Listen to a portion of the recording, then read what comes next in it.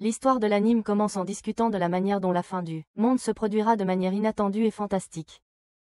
Cela a commencé il y a 4 ans avec un docteur nommé Skin, dont l'intelligence était comparable à celle d'Einstein.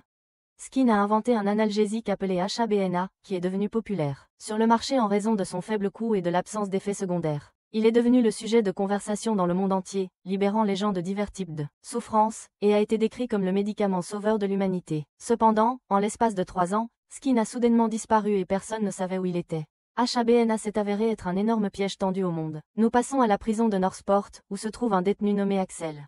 Une femme nommée Ashou vient lui rendre visite, tandis que son assistant attend dehors dans la voiture, écoutant de la musique. Le gardien s'approche d'Axel, l'informe qu'il a une visite, et Axel est en train de s'entraîner. Ensuite, Axel s'approche de Ashou. Il demande « Rappelle-moi, qui es-tu » Ashou lui dit que c'est leur première rencontre en face à face. Axel répond « Personne ne m'a rendu visite à moins d'être mon avocat ou un assassin. » Ashou dit « Considère-moi comme les deux » et elle se présente. Elle lui dit qu'elle veut quelque chose de lui, et que s'il répond à sa question, elle va le sortir de cette prison, laissant Axel surpris.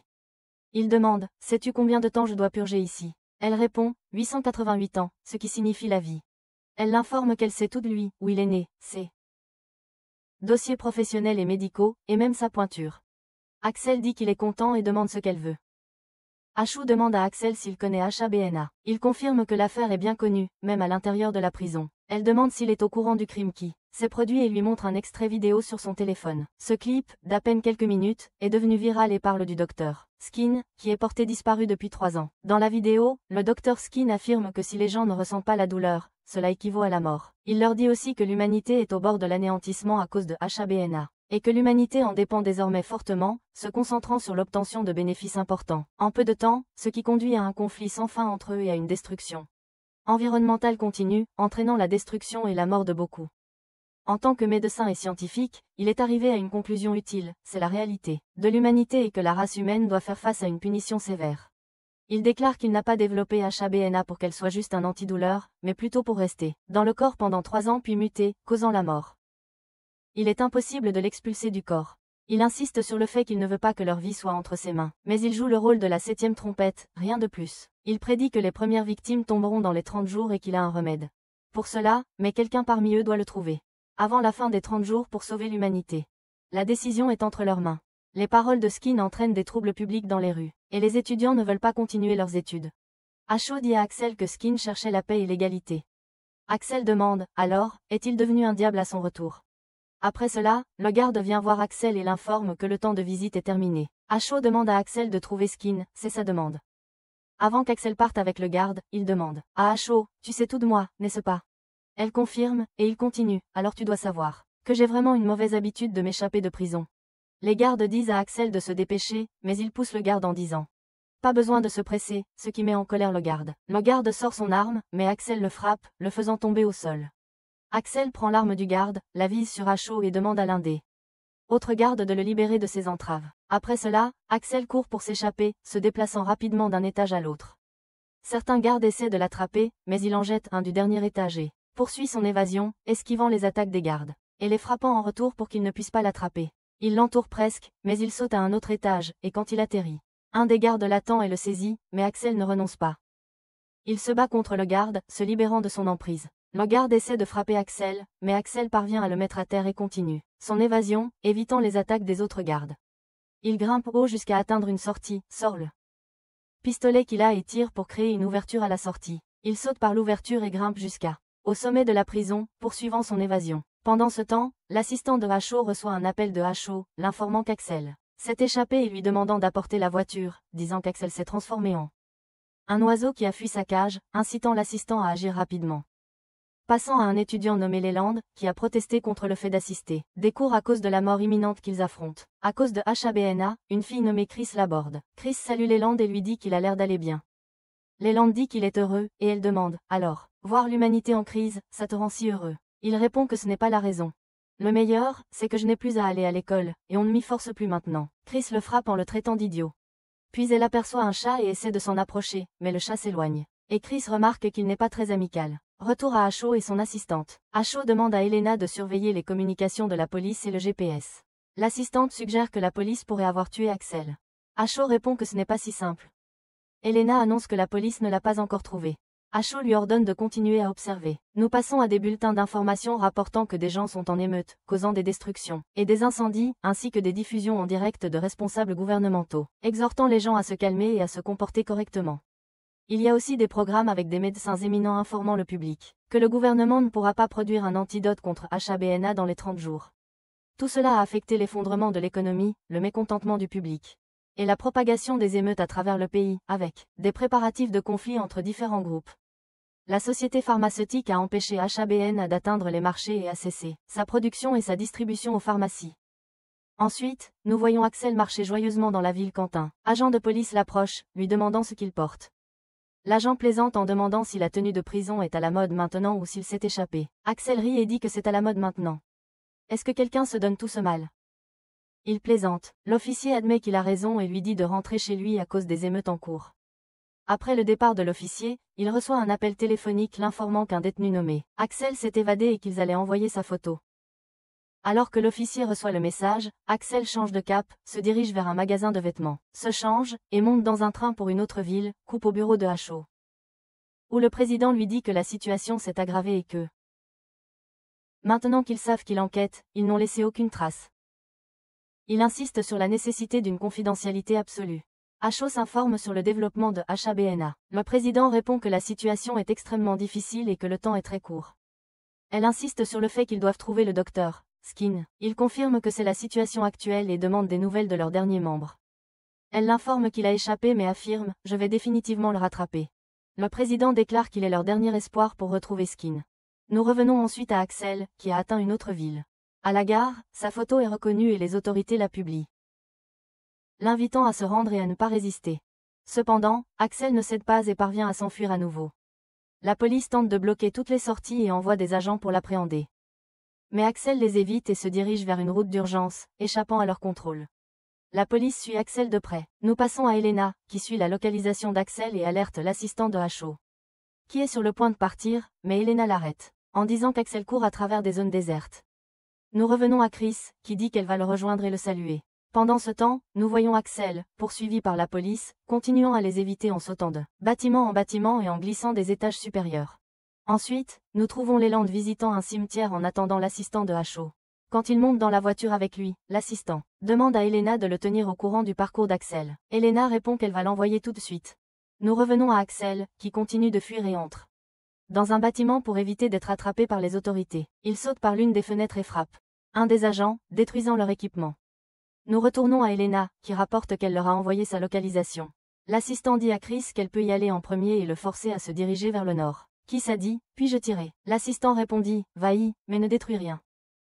Nous passons à Axel, qui continue de fuir en changeant sans cesse de place. Il a failli tomber d'en haut dans les rues mais s'est rattrapé. Après cela, Chris a tiré sur lui pour le faire changer de direction. Quand elle a fait ça, l'assistant de Acho s'est précipité vers lui. Quand Axel est arrivé au bout de la route, l'assistant était derrière lui et lui a dit de s'arrêter et de finir ce spectacle maintenant. Il lui a demandé de lever les mains. Axel a dit, donc c'est toi qui m'as amené ici, n'est-ce pas? L'assistant répondit, je ne mourrai pas avant d'avoir vu ton visage. Au moins, dis-moi ton nom. L'assistant a dit qu'il s'appelait Douglas. Axel a dit, alors écris ça sur ma tombe. Un homme est mort aux mains d'un lâche nommé Douglas qui l'a tué par derrière. Douglas lui a dit, tu me provoques à te combattre de près. Il a informé que c'était la fin de la route pour lui et que personne n'a d'aile pour voler non plus. Il lui a demandé, tu veux essayer? Axel a sauté du haut du bâtiment et a attrapé l'hélicoptère de Leland, ce qui l'a fait tomber sur la grosse voiture. Après cela, il a attrapé le poteau sur la route et a atterri sur le sol. Chris a pris une photo de lui, s'est approché et a dit, tu es incroyable. Axel a répondu, en fait, je fuyais. Chris a dit, peu importe, et lui a demandé de prendre une photo ensemble. Quand elle s'est approchée, elle l'a électrocuté, ce qui l'a fait perdre connaissance. Nous passons maintenant à Acho et ses associés. Axel s'est réveillé de son inconscience et regardait autour de lui quand il s'est rendu compte qu'il ne savait pas où il était. Elena se cachait de lui parce qu'elle avait peur. Puis le reste de l'équipe est arrivé et Chris lui a dit, ça fait plaisir de te voir réveillé. Axel a dit, je vous ai tous vus pendant que je dormais. Douglas lui a dit, non, avant que tu ne t'endormes, nous étions avec toi. Acho est apparu à l'écran et lui a dit qu'elle l'avait enfin rencontré. Axel lui a demandé, je ne te connais pas. Qui es-tu? Acho a répondu, nous sommes Lazarus. Et elle a dit, nous t'accueillons parmi nous. Axel a essayé de se débarrasser des bracelets sur ses mains, mais il n'a pas pu. Acho l'a informé qu'il ne pouvait pas les enlever. Et grâce à eux, il pouvait localiser sa position exacte. Axel regarda les mains de tout le monde derrière ses bracelets et leur dit, Vous êtes une bande de mauvaises personnes. Asho dit à Axel qu'elle voulait un service de sa part. Elle voulait connaître l'emplacement des pots. Elle lui dit qu'il pouvait soit rester un fugitif, soit gagner sa liberté en trouvant des pots. Puis Axel, avec ses mouvements rapides, saisit un couteau Chris et le visa à sa tête. Axel demanda à Asho de retirer ses bracelets de ses mains. Elle lui dit qu'elle ne se laisserait plus avoir par lui, ce qui entraîna qu'Axel reçut une décharge électrique qui le fit lâcher l'arme. Asho lui a averti que s'il parvenait à enlever le bracelet, sa main brûlerait complètement. Elle leur a aussi dit qu'il souffrirait si quoi que ce soit lui arrivait. Axel a répondu, d'accord, pour être honnête, je voulais rencontrer ce Gaskin. Asho a dit que c'était bien et lui a demandé de rejoindre tout le monde. Ils se sont rendus à une conférence de presse dirigée par le président qui leur a dit que personne ne savait ce qui allait se passer ensuite. Après cela, ils se sont rendus chez Skin et ont eu une interview avec le jardinier qui travaillait pour Skin. Ils lui ont demandé s'il savait quelque chose sur Skin, où il se trouvait ou s'il avait quelque chose à leur dire. Le jardinier a répondu qu'il ne savait rien, et qu'il s'occupait juste du jardin. Ils lui ont demandé s'il avait entendu ou vu quelque chose auparavant. Le jardinier a mentionné qu'ils avaient précédemment enterré un chat dans le jardin nommé Moby et a beaucoup ri. Ensuite, nous sommes passés à une émission de télévision animée par une fille célèbre nommée Lisa. L'animatrice lui a dit qu'elle sortirait un album de chansons le mois prochain. Mais personne ne pourrait l'écouter à cause de ce qui se passerait dans les 3 mois suivants. Lisa répondit, tu as tout à fait raison, mais personne dans le public ne viendra non plus regarder ce spectacle. L'animateur dit qu'après un moment, il y aurait aussi l'album. Puis nous sommes passés au siège de Asho. Axel demanda, que ferons-nous si nous trouvons Skin? Que penses-tu si nous prenons le traitement de lui et le vendons pour de l'argent? Douglas dit qu'il n'était pas là pour le profit ou un gain personnel. Chris demanda, alors pourquoi sommes-nous ici? Douglas répondit, pour sauver le monde. Axel dit, nous sommes comme les Avengers ou quelque chose comme ça. Chris a répondu, donc nous sommes des super-héros. Douglas a dit que la chose la plus importante maintenant est de chercher Skin. Axel, sans hésiter, voulait savoir quelque chose d'important. Est-ce que l'un d'entre vous a utilisé HBNA? Tout le monde a levé la main, y compris lui. Après cela, Douglas a dit à Axel que c'était leur base d'opération, jusqu'à ce qu'il le confirme, car il était contre le fait de les rejoindre. Axel a demandé à Douglas, ne penses-tu pas que cet endroit est un peu miteux pour nous, héros qui sauvent le monde? Douglas lui a dit qu'il était déguisé dans un style rétro. Puis il l'a emmené ailleurs et lui a demandé d'étendre les mains pour ouvrir la porte. Quand Axel a fait cela, la porte s'est ouverte. Douglas lui a dit qu'ils avaient scanné ses mains pendant qu'il dormait. Après cela, nous sommes allés dans leur salle de réunion, et Douglas les a présentés aux cibles, Skin, en disant qu'il était né à Istanbul, qu'il n'avait pas d'enfant ni de femme, et que ses parents étaient décédés, le laissant seul jusqu'à présent. Il les a informés qu'il avait fréquenté plusieurs universités, et qu'il était surnommé le second Einstein. Chris a demandé, ne devrions-nous pas parler davantage de sa personnalité? Douglas a répondu que Skin avait remporté 3 prix Nobel mais les avait donnés à des œuvres de charité, et était très humble dans sa vie, même, en renonçant au brevet des médicaments qu'il avait développés. Asho a mentionné qu'il était un activiste très célèbre, et avait participé à toutes les manifestations appelant à la paix. Il était un fervent défenseur du changement climatique, et a assisté à de nombreux sommets environnementaux. Il a également assisté à une réunion des Nations Unies, exhortant les pays à faire plus dans son discours, qui était l'un des discours les plus importants qu'il a prononcé aux États-Unis. Dans ce discours, il leur a dit que dans 3 ans, la glace dans l'Arctique fondrait, marquant le début, et qu'il devait agir rapidement pour éviter que les choses ne deviennent incontrôlables. Cependant, de nombreux pays n'ont pas pris son discours au sérieux, ce qui les a amenés à quitter la conférence. Après cela, il a disparu sans laisser de traces. Chris a dit qu'il semblait être une vraie personne, mais avait aussi des actes malveillants. Leland a remarqué qu'il était une personne très ordinaire. Douglas a demandé à Leland s'il y avait des rapports de témoins oculaires en ligne. Leland a répondu qu'il n'en avait pas vu, mais qu'il y avait une chose. Skin aidait les pauvres et donnait sa place dans le métro à une femme âgée, affirmant qu'il semblait être une bonne personne dans l'ensemble. Axel a dit, je pense que cet homme est un saint, demanda Douglas. Pourquoi cet homme veut-il détruire le monde s'il est une bonne personne? Asho a répondu, quoi qu'il en soit, il n'y a eu aucune information depuis sa disparition il y a 3 ans, et il semble que personne n'ait pu localiser sa position. Axel a demandé, veux-tu que je croie qu'il a été emprisonné quelque part tout ce temps? Leland a suggéré qu'il pourrait être mort, et Douglas a dit qu'il pourrait avoir pris l'identité de quelqu'un d'autre. Chris a ajouté qu'il pourrait porter une forme de déguisement. Alena a dit, je pense que j'ai trouvé quelque chose à son sujet. Après cela, tous les deux montèrent dans leurs voitures respectives. Asho, Axel et Chris se dirigèrent vers un abri pour chercher Skin, tandis que Douglas et Leland visitaient leur bureau. Alena avait pour mission d'atteindre le maximum de caméras de surveillance dans le monde si elle le pouvait. Après cela, elle commencerait la reconnaissance faciale pour Dr. Skin. Alena accepta et commença sa mission. Asho avertit que si Skin changeait d'apparence, ce plan échouerait. Mais il n'avait pas d'autre option. Nous sommes passés à Chris et Axel sur la route. Chris a demandé à Axel, tu étais en prison, n'est-ce pas? Combien d'années y as-tu passé? Axel a répondu qu'il pensait que cela avait atteint 888 ans.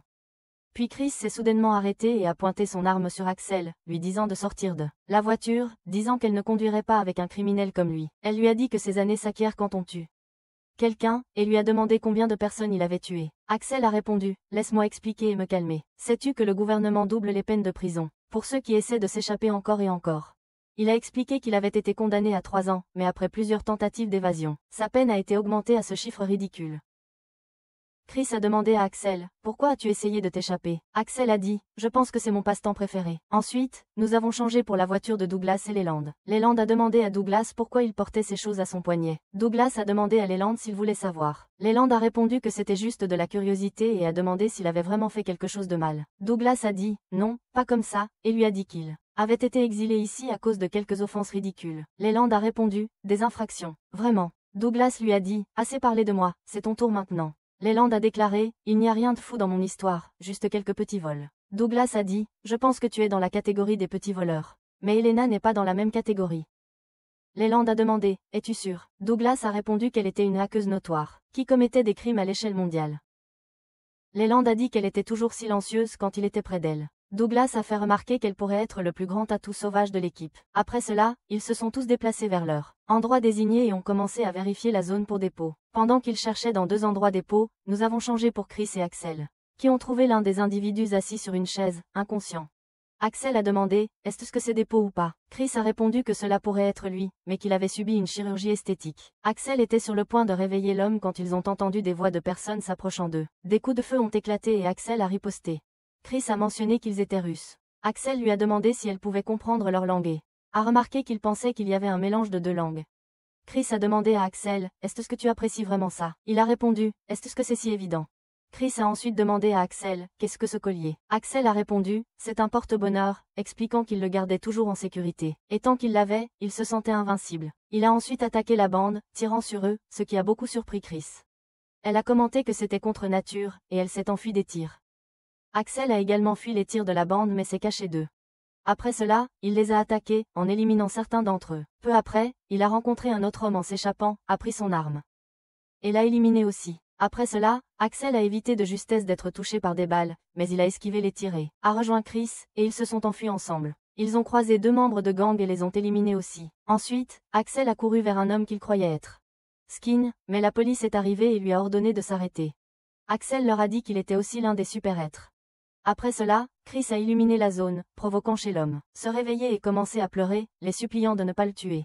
Axel a ensuite examiné le sang de l'homme, effectuant une analyse et prouvant que ce n'était pas non plus celui de Skin. Axel et Chris ont quitté les lieux, et Axel a appelé Douglas, le tenant au courant de tout. Chris a remarqué que l'endroit ressemblait à un cirque, et un groupe de policiers est arrivé, rendant impossible la fabrication de cette histoire. Douglas et Leland se sont déplacés vers un autre endroit à la recherche de Skin, mais quelqu'un les attendait, armé.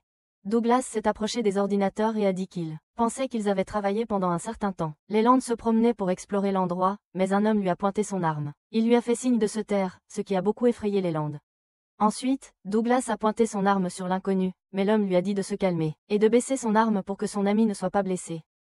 Douglas a fait de même. Après cela, l'inconnu a demandé à Douglas, maintenant dis-moi, où est-il? Douglas a répondu, de qui parles-tu? L'inconnu a dit, dis-moi ce que tu sais, pour que personne ne soit blessé. Douglas lui a dit qu'il ne savait pas où il était. L'inconnu a alors dit, continue à faire semblant d'être idiot, et fais-lui savoir que je sais comment ils coopèrent entre eux. Après cela, un autre homme les a rejoints, pointant son arme sur eux, prétendant être d'un. Il a dit qu'il voulait voir Kobashi maintenant parce qu'il lui devait de l'argent. Il s'est rapproché de Douglas et a dit qu'il savait que Kobashi était là et qu'il ne partirait pas tant qu'il n'aurait pas tout son argent. Douglas a dit, attends, et a demandé, tu n'es pas ici pour dépôt, n'est-ce pas? L'étranger armé a demandé à Dun, qui es-tu? Dun a répondu, je suis un percepteur de dettes. L'étranger a dit, et moi aussi, je suis un percepteur de dettes. Ils ont réalisé qu'aucun d'eux ne travaillait pour Kobashi, alors ils se sont assis ensemble. L'inconnu a dit à Leland, je pense que tu travailles avec ce loser. Et Dun a demandé à Leland, tu cherches aussi Kobashi? Leland est alors devenu ami avec les 2 hommes, et ils ont ri ensemble. Ensuite, nous avons vu un homme ressemblant au Dr Skin, qui a dit que sa vie avait été un grand pari, et tout ce qu'il voulait, c'était une chance de changer sa vie pour le mieux. Il ne savait pas qu'il toucherait le fond, alors il a pris Ibana, pensant qu'il pourrait accélérer les choses et en finir rapidement.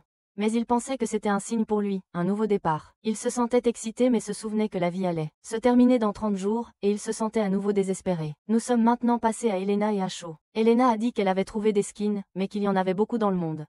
Elena a continué à chercher des skins, et Douglas a mentionné qu'il pensait que quelqu'un avait piraté les systèmes de surveillance et avait changé beaucoup de choses des visages aux skins. Elena a confirmé que c'était vrai, et leur a dit qu'ils avaient perfectionné cela, et qu'ils avaient changé les polygones ainsi que l'imagerie thermique. Axel a demandé à Elena si elle pensait que Skin était derrière tout cela. Elle a répondu qu'elle ne le pensait pas, mais qu'elle connaissait 3 hackers qui pouvaient le faire et réaliser une tâche comme ça. Elle leur a donné leur nom, le Popcorn Wizard, Dr. 909, connu sous le nom de Walmara, et la dernière était elle-même. Cela a conduit à l'étonnement de Leland, et Douglas a spéculé que l'un des deux autres est des skins. Ashu a demandé à Elena si elle pouvait les trouver. Elena a répondu qu'elle travaillait là-dessus, et Ashu a noté que les caméras de surveillance n'étaient plus une option pour eux, mais cela leur a donné un indice que Skin devait avoir subi une chirurgie esthétique pour changer son apparence. Sinon, il n'y aurait pas besoin de tout cela. Douglas a dit que quelque part, il était là dehors avec le même visage, et Ashu a demandé à Leland et Chris de fouiller la maison de Skin. Après cela, Douglas a dit qu'il avait une piste qu'il voulait suivre, et ils sont montés dans la voiture. Douglas a dit à Axel qu'il y avait un homme nommé Claude Klein qui avait été son mentor lorsqu'il travaillait au laboratoire de son université. Et dans le passé, il avait été impliqué dans des projets de recherche sur les peaux. Et il pourrait peut-être obtenir des preuves de sa part. Axel a répondu que c'était dégoûtant et a demandé pourquoi il était associé à eux. Douglas lui a dit que ce n'était pas par amour pour lui et lui a demandé de faire son travail. Et il ferait le sien aussi. Leland et Chris sont allés chez Skin et ont informé la police qu'ils étaient de l'équipe de Klein. Leland a dit à la police qu'ils étaient là pour nettoyer la maison de Monsieur Skin. L'officier leur a demandé s'ils n'avaient pas suivi les nouvelles et les a informés que le propriétaire était porté disparu. Leland a répondu qu'on leur avait dit qu'ils seraient payés à l'avance. L'officier leur a dit qu'il avait également été informé de ne laisser entrer personne. Leland a suggéré qu'il ferait envoyer la facture à lui, ce qui a agacé les officiers. Leland a ajouté qu'il y aurait aussi des frais d'annulation, et s'ils l'approuvaient sans finir leur travail, ils seraient facturés. Et il soupçonnait que ce serait une somme significative. Nous sommes maintenant allés à l'hôpital de Stanford où Axel et Douglas se sont rendus. Axel a demandé à Douglas où était son mentor. Douglas a répondu qu'il avait pris sa retraite et leur a dit qu'il n'avait aucune information à son sujet. Et il y avait une rumeur disant qu'il était sans abri. Axel a dit que si c'était le cas, il pouvait aider Douglas à le retrouver. Douglas a dit que c'était génial. Nous sommes maintenant retournés chez Skin, où Leland et Chris ont traversé la police. Chris a dit à Leland qu'elle n'était pas du genre à se cacher de quoi que ce soit. Leland lui a demandé ce qu'elle faisait avant de les rejoindre. Chris répondit qu'elle avait voyagé à travers le monde en tant que agent secret, puis ils entrèrent dans la maison de Skin. Ensuite, nous voyons Douglas et Axel après qu'ils soient allés dans un refuge pour sans-abri. Axel dit à Douglas qu'il connaissait le chef des sans-abri là-bas, qui était un ancien compagnon de cellule nommé Jerry, et il s'avança. Cependant, Douglas ne marcha pas avec Axel, et Axel demanda « As-tu peur ?» Douglas répondit qu'il n'y avait rien à craindre. Alors qu'ils avançaient, Axel lui donna un léger coup de poing et lui dit de ne pas faire semblant d'être fort devant lui. Après cela, nous passons à Chris et Leland, cherchant des preuves qui pourraient aider. Ils atteignent Skin, et nous revenons à Douglas et Axel, qui cherchait Jerry, l'ami d'Axel. Chacun d'eux a demandé à un groupe de sans-abri, mais personne ne les a dirigés vers Jerry. Nous revenons à Chris et Leland, et ils semblaient épuisés à cause du travail acharné et de la recherche intense. Leland a dit qu'il n'y avait rien d'utile ici. Chris a répondu que c'était évident puisque la police avait déjà fouillé et avait saccagé l'endroit. Alors que Chris mettait ses mains sous un siège, elle a trouvé un médicament pour l'herpès et a demandé à Leland si c'était un médicament contre l'herpès. Chris a répondu qu'elle ne le pensait pas, et qu'elle croyait que c'était un médicament pour l'herpès. Leland a répondu, « Tu rigoles, non ?» Elle a répondu que, bien sûr, elle rigolait. Maintenant, nous sommes retournés à Douglas et Axel, où l'un des sans-abri a dit à Axel, « Tu n'es pas l'un d'entre nous, n'est-ce pas ?» Il l'a informé que Jill était celle qui gérait les choses là-bas. Axel a demandé, « Jill, qui est-elle ?» Le sans-abri a répondu qu'elle était juste derrière lui. Quand Axel se retourna, Jill parut surprise et l'enlaça. Elle lui dit qu'elle ne l'avait pas vue depuis longtemps. Axel dit à Jill qu'elle lui manquait aussi et fit remarquer qu'elle était devenue une femme. Jerry lui dit qu'il était devenu une femme et s'appelait Jill. Axel lui dit qu'il était heureux pour son nouveau look. Jill dit qu'elle lui manquait et l'enlaça à nouveau, ce qui dégoûta Douglas. Après cela, ils se rendirent à la tente de Jill, où elle demanda à Axel s'il pensait toujours qu'il était en prison. Axel répondit qu'il était sorti à nouveau. Jill lui demanda s'il s'agissait d'une évasion. Il lui a dit, en quelque sorte. Jill lui a demandé ce qu'il avait amené ici. Douglas a dit à Jill qu'il cherchait quelqu'un nommé Claude et qu'on leur avait dit qu'on pouvait le trouver dans cet endroit. Il allait lui montrer sa photo, mais Jill fit signe à Douglas de ne pas le faire et lui dit qu'elle était une femme transgenre avec un casier judiciaire, et qu'elle avait aussi fait faillite, ce qui n'était pas une histoire rare. Elle lui dit que certaines personnes étaient heureuses de la fin du monde, même si elles le disaient, et que ces personnes avaient des circonstances qui les avaient menées ici. C'est pourquoi il valait mieux traiter les gens sans fouiller dans leur passé. Douglas a dit à Jill que lorsqu'il était chercheur académique, un homme lui avait dit qu'il n'y avait pas de Black Einstein, et qu'il était impossible pour des gens comme lui de gagner un prix Nobel, peu importe combien ils essayaient. Malheureusement, cela s'est terminé par une bagarre, car il était le doyen de l'université, et il a été expulsé de l'université à cause de ses actions. Cependant, le docteur Claude l'a défendu jusqu'au dernier moment, et il ne l'avait pas encore remercié. Jill a demandé à Douglas de voir sa photo. Après cela, nous sommes passés au docteur Claude, qui jouait aux échecs, et Douglas l'a aidé jusqu'à ce qu'il réussisse à gagner. Claude a demandé à Douglas, « C'est toi, Douglas ?» Douglas répondit que cela faisait longtemps. Après cela, un sans-abri défia Axel à un match de basketball. Puis Claude et Douglas allèrent à la tente de Claude. Claude dit à Douglas qu'il pensait qu'il était surpris de la façon dont il en était arrivé là. Douglas lui dit qu'il voulait son aide, et lui demanda où se trouvait Skin. Et s'il savait où il était. Claude répondit qu'il ne lui avait pas parlé depuis des années et ne savait pas où il était. Et qu'il n'avait pas imaginé que l'humanité finirait un jour à cause du médicament qu'il avait inventé. Douglas répondit que toute information qu'il pourrait avoir serait très utile. Claude a dit à Douglas qu'il pensait que Skin était un bon gars, et d'autres le voyaient de cette façon, mais il était obsédé et aveuglé par sa quête, et cela dérangeait tout le monde avec qui il travaillait. Il était épuisant, et il savait qu'il ne pouvait pas suivre son rythme, alors il a coupé les ponts avec lui. Mais quand il l'a vu monter en popularité, il s'est senti jaloux et voulait désespérément le surpasser et laisser une empreinte dans ce monde. Cette frustration l'a poussé à falsifier les résultats de ses recherches, ce qui a conduit à son expulsion de l'université, et cela a mis fin à son parcours. Claude a dit à Douglas qu'une fois, ils avaient discuté de baklava. Douglas a dit, le sucré oriental. Claude a répondu que Skins lui avait dit que sa grand-mère faisait le meilleur baklava du monde et l'avait loué parce que sa recette était magique, et que personne ne pouvait le faire comme elle. Il a dit qu'elle vivait quelque part à Istanbul, mais il ne savait pas si elle était encore vivante ou si elle était décédée. Douglas a remercié Claude et lui a dit qu'il lui était reconnaissant de l'avoir défendu auparavant. Pendant ce temps, Axel était dans un défi et a réussi à gagner contre le sans-abri qu'il défiait. Douglas s'est approché de Jill et lui a demandé si elle et Axel se connaissaient déjà. Elle a répondu qu'ils venaient de se rencontrer. Jill lui a dit qu'Axel était l'un de ces gens qui pouvaient s'adapter facilement n'importe où. Même s'il était en prison, mais il disparaît soudainement. Elle lui a dit qu'Axel était un vrai mystère. Après qu'Axel ait fini de gagner contre l'homme sans abri, il a demandé à Douglas s'il avait trouvé les preuves qu'il cherchait. Douglas a répondu, bien sûr. Après cela, Axel a dit au revoir à Jill, et Jill lui a fait ses adieux, lui demandant de revenir. Ils se sont rendus au siège de HO, où ils cherchaient quoi que ce soit qui les mènerait à dépôt.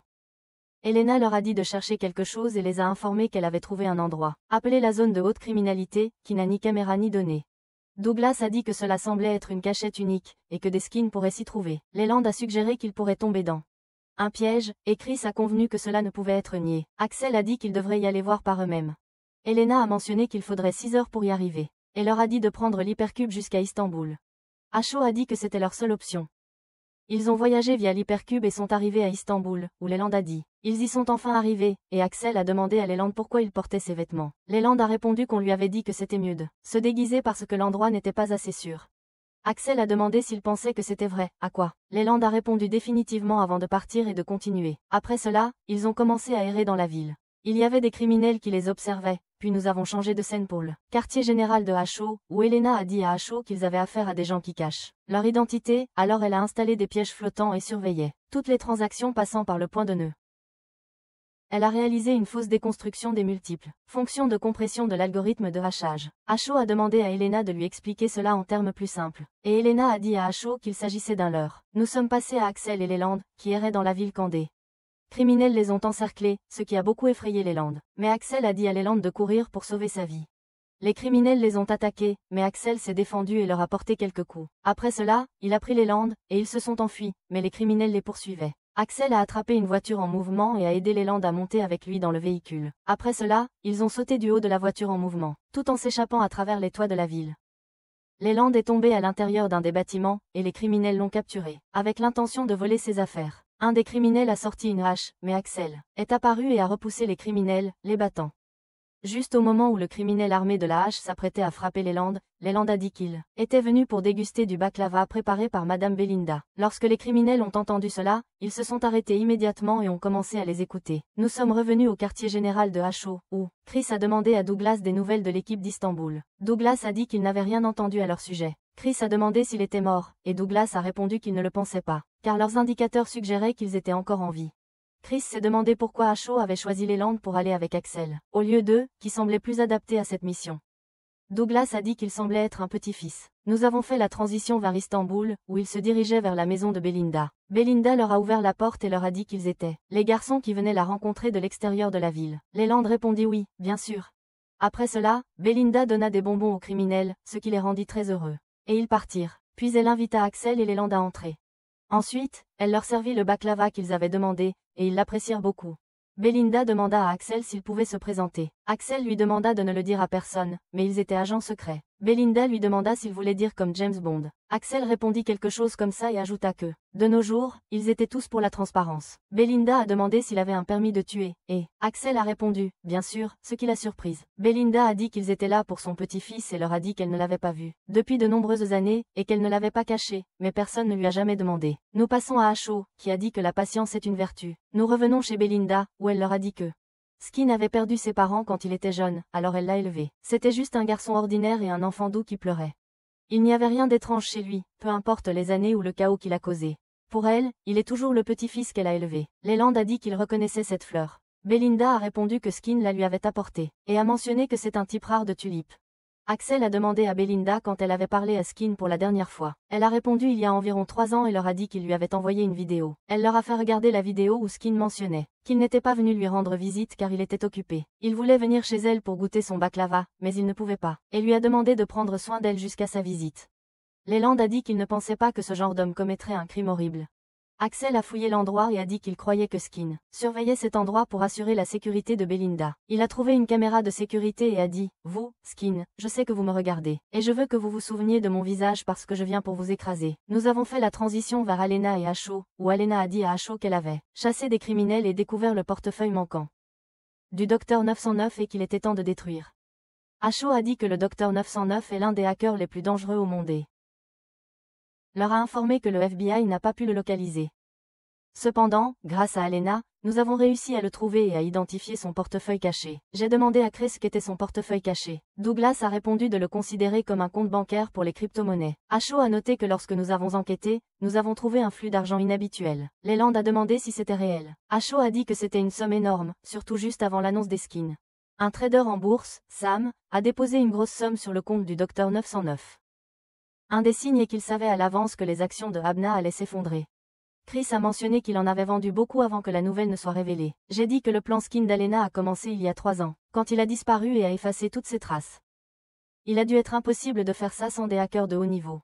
Douglas a ajouté que ce type, le Docteur 909, a aidé Skin à disparaître en échange de renseignements sur Abna, puis a collaboré avec Sam pour retirer des bénéfices avant le crash. Asho a dit que cela semble être la conclusion naturelle de l'affaire. Axel a déclaré que tout ce que nous devons faire maintenant, c'est attraper le Docteur 909. Chris a demandé s'il pensait que ce serait si facile. Asho a dit qu'Alena continuera à surveiller le portefeuille pour tout nouveau mouvement et le reste devrait aller chercher Sam. Il est très probable qu'il soit en contact avec le Docteur 909. Douglas a mentionné que Sam et ce gars-là a partagé sa photo avec le reste de l'équipe. Leland a souligné qu'il est le trader en bourse. Axel a ajouté qu'il n'est qu'un autre investisseur plein de cash.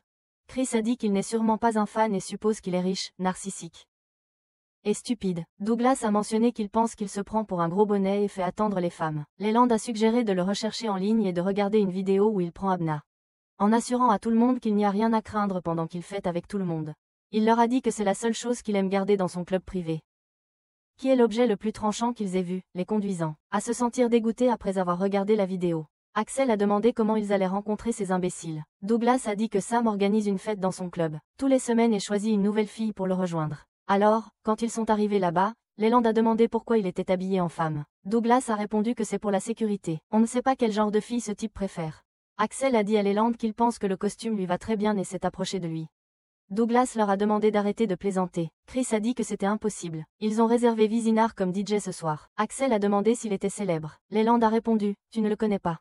Chris a dit qu'il était temps de profiter. Douglas a rappelé à tout le monde pourquoi ils étaient là. Nous passons à Elena, qui faisait face à un problème et a demandé à Asho quel était le souci. Elena a dit que c'était au sujet du dépôt des emplacements qui ont eu lieu au cours des 2 dernières semaines. Elle lui a montré les emplacements, et Asho a noté que ces dépôts ont eu lieu partout dans le monde. Elena a ajouté qu'en plus, ils se sont produits via des distributeurs automatiques. Asho a dit que cela signifie qu'il a utilisé quelqu'un pour faire ses dépôts, au lieu de le faire lui-même, évitant ainsi d'être suivi. Elena a déclaré que cela n'avait pas de sens. Il doit les rencontrer en personne pour passer l'appareil d'entrée. Asho a répondu que de toute façon, les systèmes de caméra distributeurs automatiques auraient dû enregistrer quelqu'un faisant les dépôts. Elena a dit qu'elle essaierait de se pencher là-dessus. Nous sommes allés au club de Sam, et Douglas a déclaré qu'ils allaient maintenant entrer pour mener à bien la mission en 2 équipes. Il était évident qu'ils ne pouvaient pas apporter d'armes. Il a dit à Chris et Leland que leur mission était d'attirer Sam en réalisant un numéro spectaculaire, et s'ils pouvaient le contacter, ils devaient l'attirer dans un endroit isolé. Leland a demandé que faire s'il ne les choisissait pas. Axel a dit qu'il passerait au plan B, qui consiste à le frapper fort. Douglas a insisté sur le fait qu'il n'y avait pas d'autre plan et leur a rappelé qu'ils étaient sur son territoire. La dernière chose qu'ils voulaient, c'était qu'ils s'échappent parce qu'ils avaient causé un désordre. Quand ils sont entrés dans le club, Chris est allé danser. Leland s'est caché à cause de sa tenue, et Axel a essayé de monter à l'étage mais a été arrêté par un des gardes parce qu'il n'avait pas de tatouage d'entrée. Après cela, Axel a rejoint Douglas, qui a remarqué que la sécurité était très stricte. Axel a observé qu'il semblait que la zone VIP était à l'étage et nécessitait un tatouage pour entrer. Nous alternons avec Asho et Elena, qui a montré à Asho le gars qui faisait les dépôts. Clairement le même homme. Elena a dit que personne ne montrait son visage, donc elle ne pouvait pas les reconnaître. Nous nous déplaçons au club de Sam, où Chris commande une boisson au serveur. Ensuite, Axel la rejoint et demande à Chris de ralentir avec la boisson. Chris lui dit que ce n'est que le début. Après cela, elle appelle un homme à côté d'eux pour commander un verre, et Axel remarque le tatouage digital sur la main de l'homme. Axel se place derrière lui et Chris demande au serveur si Sam va venir ce soir. Le serveur répond que c'est difficile à dire et mentionne que le propriétaire lui-même vient de temps en temps. Chris exprime son espoir de prendre une photo avec lui. Le serveur lui murmure qu'il vient toujours avec le DJ et qu'ils arrivent ici en jet privé. Chris le remercie et on revient à Axel, qui frappe un des propriétaires du tatouage digital et prend le tatouage de son bras. Ensuite, nous voyons Leland, qui se cache toujours, et Douglas s'approche de lui, demandant pourquoi il n'attire pas l'attention. Leland explique qu'il ne sait pas danser. Douglas lui demande de danser avec lui et s'il peut danser, à quoi Douglas répond. Bien sûr que je peux. Il se dirige ensuite vers le bar à danse, ce qui fait que Douglas attire un peu d'attention. Nous revenons à Chris et Axel, où elle mentionne qu'elle a beaucoup dansé. Et n'a reçu aucune invitation, surprise que Leland ait été invité. Axel trouve cela amusant et pense qu'ils doivent croire qu'il est plus beau qu'elle. Ce qui conduit Chris à se fâcher contre Axel. Puis, Sam arrive par avion et Chris rejoint Leland, entrant dans les zones VIP. Nous passons à Elena, qui dit à Asho que le portefeuille vient de traiter quelque chose de nouveau. Asho demande où il est, et Elena répond que c'est en Babylonie, ce qui est très proche d'eux. De retour au club de Sam, Sam les présente au DJ Ranger, qui est le coordinateur de la fête de ce soir. Il l'accueille, et les femmes crient d'excitation. Douglas commente que c'est génial qu'ils aient pris contact avec Sam. Axel dit que c'est leur tour maintenant, et Chris se présente avec Lelanda. Sam est le coordinateur, s'asseyant avec lui. Chris demande à Sam des nouvelles des actions, en demandant aussi s'il gagne de l'argent. Un des amis de Sam intervient, disant qu'ils ont une intelligence artificielle qui gère toutes les transactions pour eux. Sam mentionne que l'action de Delta est en baisse. Un des participants remarque que c'est à cause de Abna, et Sam est d'accord, ajoutant que les femmes ne comprennent généralement rien. Il mentionne aussi que Skin est vraiment génial. Une des filles demande s'ils n'ont pas peur que Abna puisse les tuer. Sam répond, pourquoi avoir peur? Il va arriver avec un autre remède et nous sauver, dit l'ami de Sam. Et nous ferons aussi des millions, déclare Sam, en disant qu'ils font ça tout le temps. Il étreint Chris et Leland comme s'il était une fille, mais Leland se détourne, et Chris dit qu'elle est très timide. Le coordinateur dit qu'il aime ça, et lui demande d'aller avec lui dans un endroit privé, et ils partent. Sam dit au coordinateur qu'il a un goût différent en matière de femmes. Le coordinateur répond, ferme-la, mec. Puis Sam dit qu'il est temps de boire, et Axel et Douglas se dirigent vers la section VIP. Le videur les arrête, mais Axel lui montre le tatouage numérique. Nous passons au coordinateur et à Leland, où le coordinateur dit à Leland qu'il n'aime pas l'apparence des autres filles parce que elles sont nues, et il ne se soucie pas d'elles. Il dit à Leland que le type de personne qu'il aime est quelqu'un qui n'a jamais été touché. Leland demande au coordinateur si son set est sur le point de commencer. Le coordinateur répond qu'il laisse toutes les chansons et ces choses à l'IA et ne se soucie pas du tout de la musique. La seule raison pour laquelle il est DJ, c'est que les filles l'aiment. Puis, un membre du personnel s'approche du coordinateur en disant que c'est l'heure du spectacle. Nous passons à Elena, qui a localisé l'homme travaillant les dépôts, et demande à Asho où il est maintenant. Elena répond qu'il est à Babylonia City, et ce sont des extraits d'il y a une demi-heure. L'homme monte sur le toit et se dirige vers l'hélicoptère. Elena essaie de le prendre en photo, mais elle ne peut pas, de face à cause de la distorsion de l'image. Elle dit qu'elle a réussi à cela et mentionne qu'elle a déjà vu cet homme. Asho note qu'il est le coordinateur. Elena dit que cela a du sens car il est toujours au fait, voyageant à travers le monde, gérant toutes les transactions.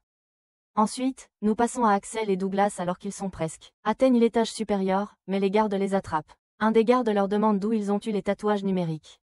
On passe à Sam, qui dit à ses amis que ces femmes le poursuivent, c'est pourquoi il a fait ça avec son verre de punch, leur demandant de faire comme bon leur semble. Sam s'approche alors de Chris, qui lui dit de ne pas s'approcher d'elle.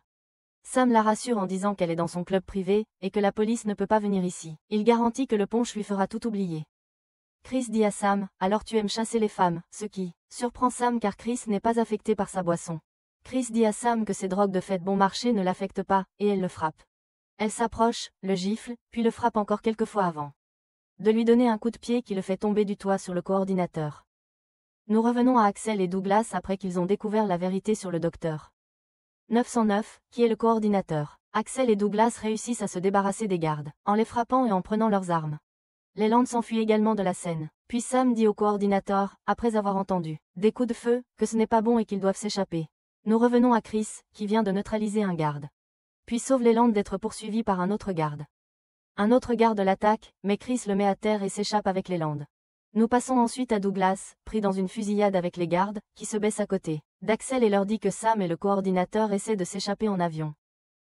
Leland dit qu'il va chercher la voiture tout de suite. Après cela, Sam et le coordinateur montent dans l'avion et Axel et Chris essaient de les rattraper. Mais ils sont retardés car ils doivent gérer quelques gardes.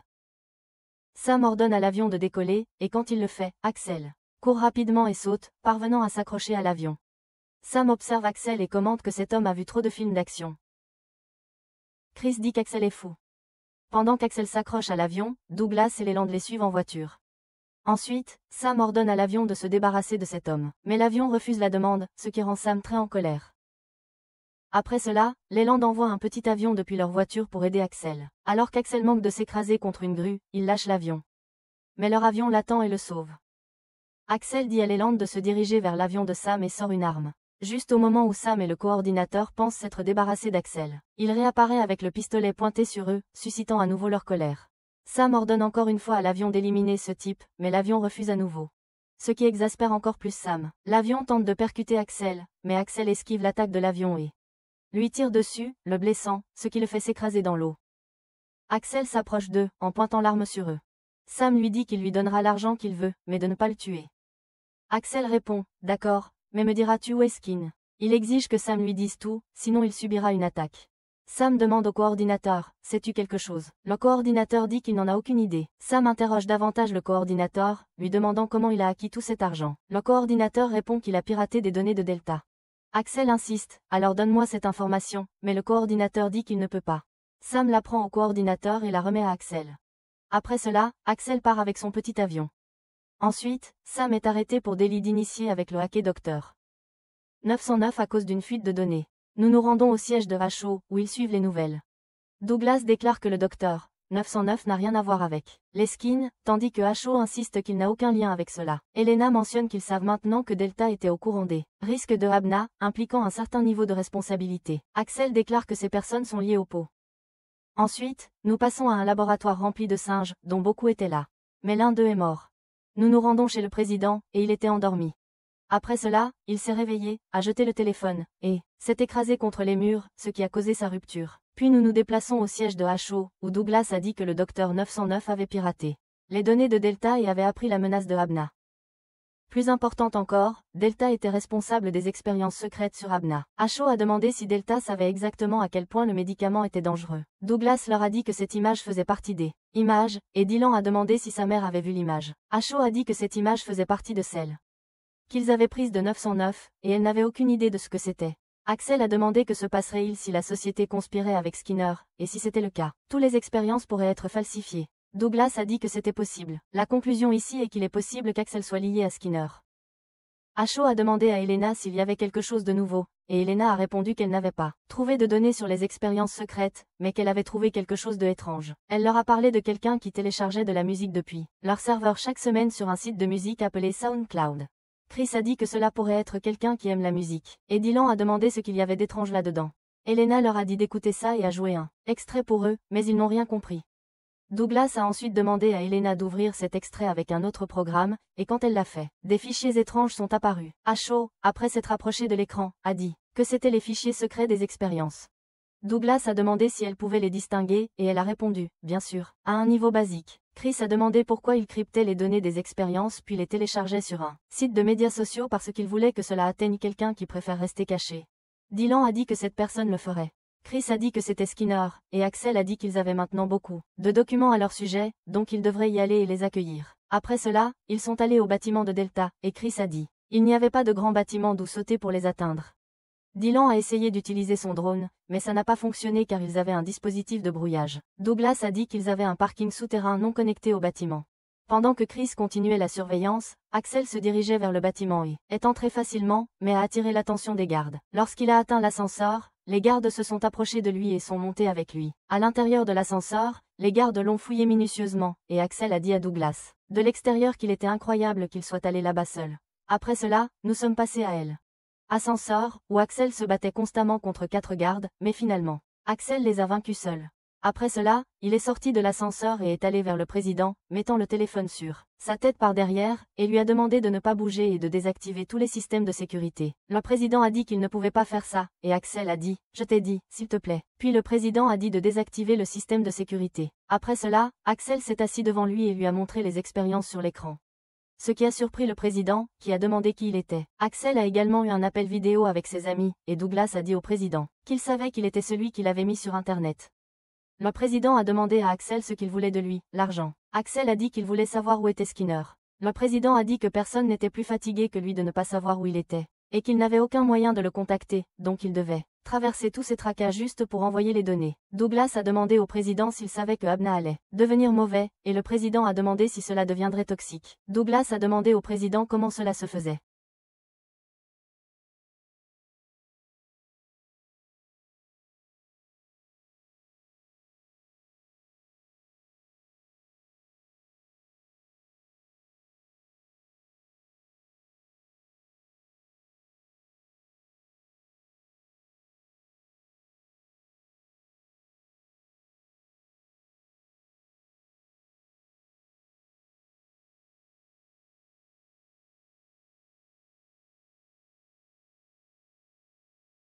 Après cela, nous sommes passés au président de HU lisant une annonce de Delta concernant une conférence d'urgence sur le traitement de Abna.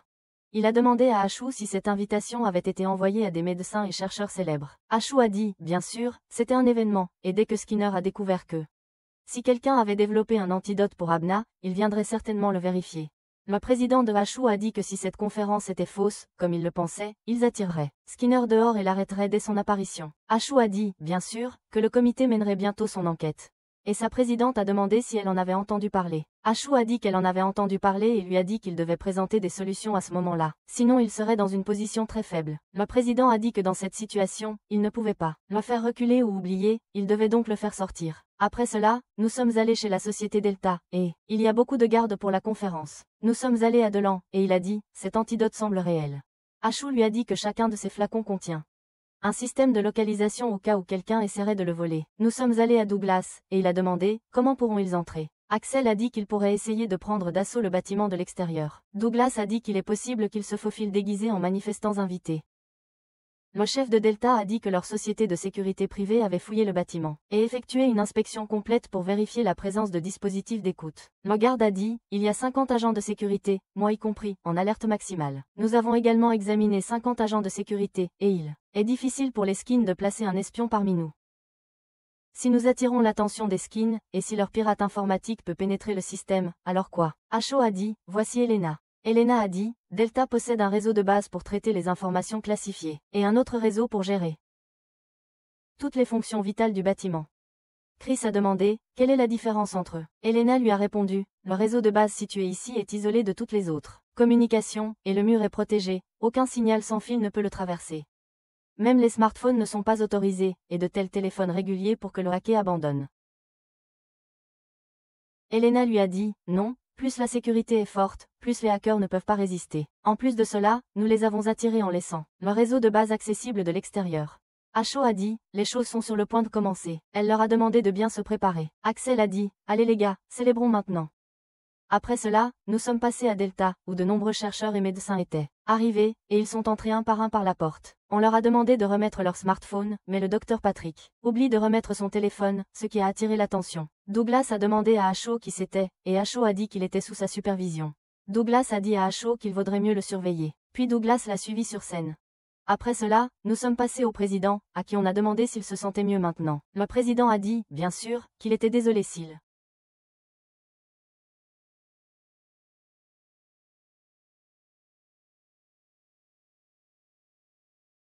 avait juste oublié comment bien se battre, mais il avait mieux dormi depuis la nuit précédente. Après cela, la conférence a commencé, et le président, Ahmed, a remercié d'être présent et a dit qu'il ne prendrait pas beaucoup de leur temps. Il leur a dit qu'ils avaient trouvé un remède pour Abna. Pendant qu'il diffusait la nouvelle, les amis de H.O. étaient déjà à leur poste. Puis nous sommes passés à Douglas, qui a croisé quelqu'un allant aux toilettes. Ensuite, nous avons vu Elena, qui a dit qu'une alerte avait été déclenchée, et que quelqu'un essayait de passer. La source de la tentative venait du pôle Nord. H.O. a demandé s'il s'agissait de soldats, et Elena a dit qu'ils étaient faux et surveillaient plusieurs points d'accès de partout. Après cela, l'électricité a coupé dans la conférence, et Elena a dit que cette salle avait un générateur spécial, donc il n'y avait pas de problème. Elle leur a également dit que le réseau n'avait pas encore été piraté. Elle leur a dit que le perpétrateur était à l'intérieur du bâtiment, et a demandé à quelqu'un d'aller vérifier la salle des disjoncteurs. Dylan a dit qu'il irait, et Axel a demandé à propos de la personne dans la salle de bain. Douglas s'est immédiatement dirigé vers lui, et Douglas a dit à la sécurité de surveiller les sorties et de ne laisser personne sortir, et a demandé à Chris de venir vers lui. Axel a vérifié la salle de bain, mais l'homme n'était pas un vilain. Ensuite, nous sommes passés à Dylan, qui a dit qu'il n'y avait pas de problème dans la salle des disjoncteurs. Après cela, l'un des participants a couru vers et s'est injecté, disant qu'il était maintenant sauvé. La sécurité l'a immédiatement attrapé, et H.O. a dit pour le retenir afin qu'il puisse identifier qui il était. Douglas l'a fait et leur a dit que l'homme ne laissait pas sous-estimer le traitement seul. Il a traité l'homme de fou. Après cela, nous sommes passés à Axel, qui continue d'enquêter. Plus tard, une fille infiltre le bâtiment et désactive tout, mais Elena parvient à tout réparer à nouveau. Cependant, la fille prend le contrôle de la climatisation, rendant le temps extrêmement chaud. Après cela, elle s'introduit dans le cœur, et Elena dit que nous sommes attaqués depuis 50 endroits. H.O. demande si cela signifie qu'il y a 50 hackers. Elena précise qu'il ne s'agit pas de 50 hackers mais de 50 appareils. Elle explique que la violation se produit à cause des dispositifs de garde sans fil. Nous passons à Axel, qui est l'un des gardes. Axel demande si cet appareil est connecté à l'extérieur. Le garde répond que ces nouveaux appareils n'ont pas cette fonctionnalité. Ils sont uniquement pour la communication interne. Il mentionne que les anciens appareils avaient cette fonctionnalité et l'informe que la société de fabrication les a contactés pour remplacer les anciens appareils. Axel suppose que si c'est la cible des hackers et que tout ce qu'ils voulaient, c'était d'introduire ces appareils dans le bâtiment, nous passons à Delan et H.O. Delan demande si pénétrer le réseau principal les mettrait en danger. Elena dit qu'ils ont mordu à l'hameçon et ont commencé à suivre. Au cas où les choses tourneraient mal, elle a planté un faux fichier dans l'ordinateur central, ce qui peut aider à identifier la localisation des hackers. Douglas dit « perdre la bataille pour gagner la guerre ». Elena répond que le réseau principal est toujours sous leur contrôle, donc ils doivent rester prudents. Les médecins et les chercheurs, y compris Chris, se préparent à quitter le bâtiment. Les systèmes désactivent les mouvements d'Axel, et Elena révèle qu'ils ont trouvé les hackers à la bourse d'Islamabad au Pakistan. H.O. suggère de contacter les autorités locales pour perquisitionner les lieux.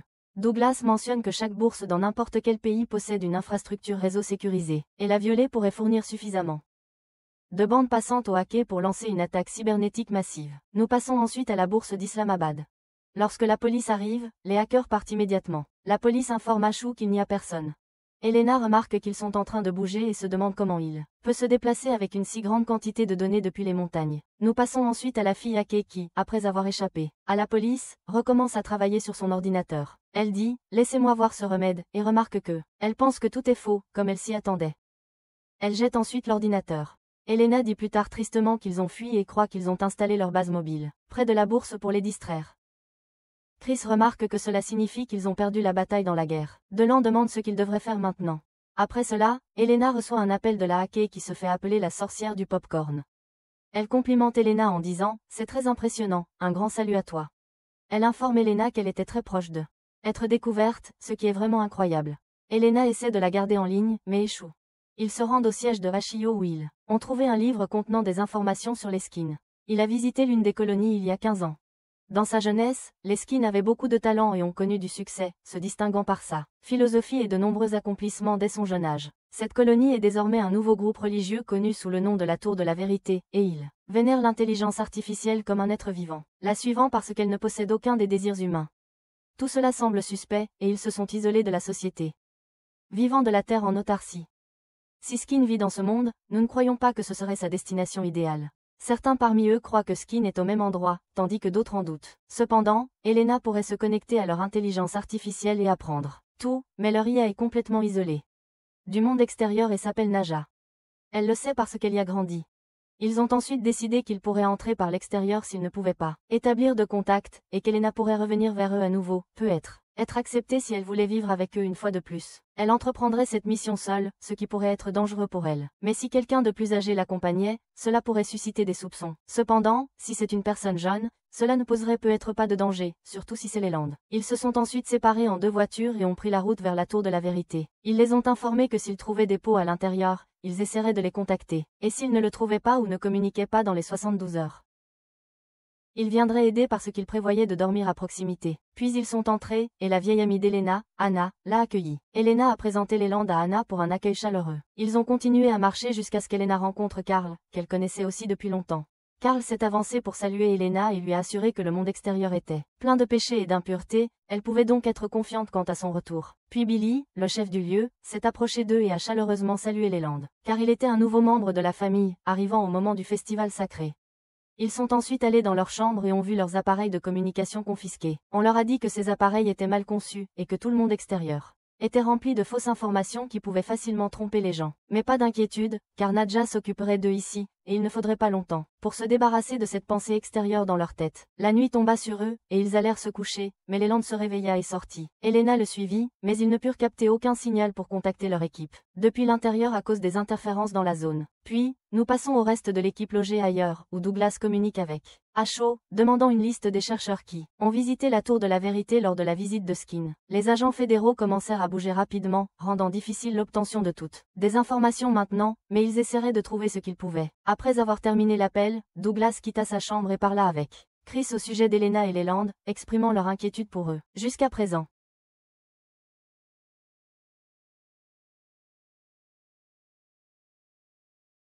pendant ce temps, Axel poursuivait son entraînement pour maintenir sa forme physique. Puis nous revenons à Elena et Leland.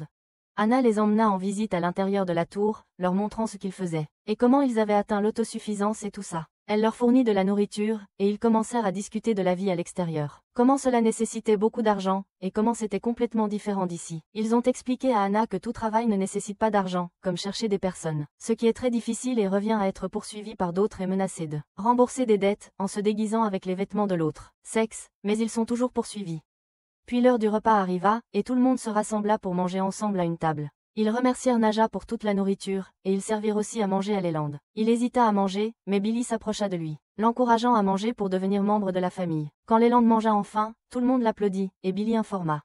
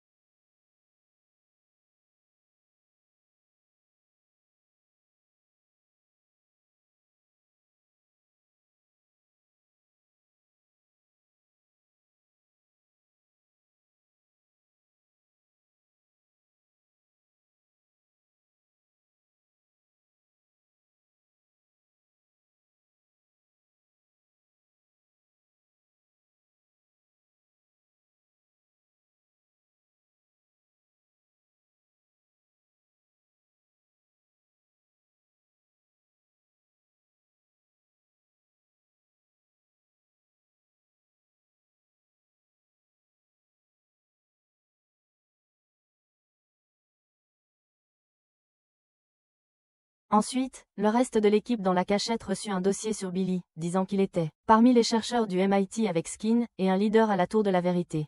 Il est obsédé par Nadja, et a pris Nadja du MIT sans permission, fondant ce culte. Le culte a coupé tous les liens avec le monde extérieur, et a été créé pour contrôler et reconnaître les humains, mais cette Nadja est une copie de Skin, et pourrait vouloir détruire le monde comme Skin l'a fait. Ensuite, nous passons à Leland et Elena après avoir été jetés en prison, demandant des informations sur le festival de masse à venir et ce que c'est. Elena ne savait pas car cela ne s'est pas produit quand elle vivait avec eux. La purification emmène les gens dans un endroit vide, comme l'exil. Anna est venue leur dire que ces personnes sont brûlées vives pour les purifier. Puis leurs corps sont éliminés, afin que le monde ne soit plus contaminé. Elena a essayé de contrôler Anna pour l'aider, mais Anna a refusé car elle sert Nadja. Bien qu'elle ait voulu être comme Elena, elle a accepté la vie ici mais était en colère qu'Elena s'échappe seule sans elle. Elena a essayé à nouveau de contrôler Anna, lui disant qu'elle pourrait s'échapper ensemble. Mais tout le monde à la tour de la vérité nie le monde extérieur et n'en sait rien. Elena avait peur au début, mais après avoir essayé, c'est devenu plus facile. Anna n'a pas répondu et a presque quitté à nouveau, mais Leland lui a parlé d'une fumée. Signal dans son sac si elle avait le courage de l'allumer. Le lendemain, la messe a commencé. Ils ont attaché Leland et Elena devant le feu. Quand ils les ont abaissés dans les flammes, Anna a couru rapidement et a jeté la fumée. Signal à côté du feu, que Axel a vu et a rapidement bougé. De retour à la tour de la vérité, quand ils ont vu la fumée rouge, ils sont entrés dans la tour. Billy a appuyé sur un bouton pour briser le seau, disant que c'était le moment pour le voyage de leurs âmes. Le reste de l'équipe Lazarus est arrivé et a sauvé les autres, mais toute la tour a pris feu. Tout le monde était prêt à mourir pour Naja. Le feu s'est propagé à l'intérieur, et Billy a été tué et brûlé. Des agents fédéraux sont arrivés et ont éteint le feu, sauvant quelques personnes à l'intérieur. Leland a essayé de remercier Anna, mais elle était triste d'avoir trahi son peuple. Axel est entré et a trouvé Naja détruite. Il a ramassé quelque chose et a demandé à Naja pourquoi elle voulait tuer ses fidèles. Naja a répondu qu'elle avait été instruite d'être leur leader et de jouer librement avec la vie humaine. Mais en vérité, c'est une machine incontrôlable. Ensuite, au siège de Racho, il a été annoncé qu'un groupe d'humains a été sauvé de Naja. Mais qu'en est-il de l'IA responsable de cela? Personne ne croit qu'une IA programmée pour le contrôle et la reconnaissance ait fait cela. Ils essaient de récupérer des données internes de Naja. Ensuite, nous allons à Elena, qui s'est endormie à côté de Chris parce qu'elle avait très peur. Le lendemain, Chris a été surpris par les compétences d'Axel parce que il avait 23 ans et elle pensait qu'il en avait 28 ou 29. Douglas avait aussi le même âge, et Chris a de nouveau été surprise par cela. Douglas pensait qu'il avait 40 ans, mais Leland voulait connaître l'âge de Chris et s'attendait à ce qu'elle ait la trentaine, mais elle ne lui a pas répondu.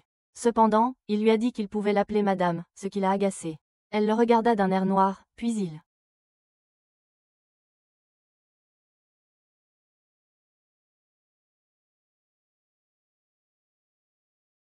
regardèrent un reportage sur la séparation du dernier morceau de glace au pôle Nord. Leland leur montra une vidéo de Skynes se corrigeant, en disant que toute la glace du pôle Nord fondrait. Cette vidéo datait de 3 ans et avait été largement partagée à nouveau sur les réseaux sociaux. Axel vit que toutes les prédictions de Skåne se réalisaient, et Leland leur dit qu'ils avaient commencé à suivre Skåne comme modèle.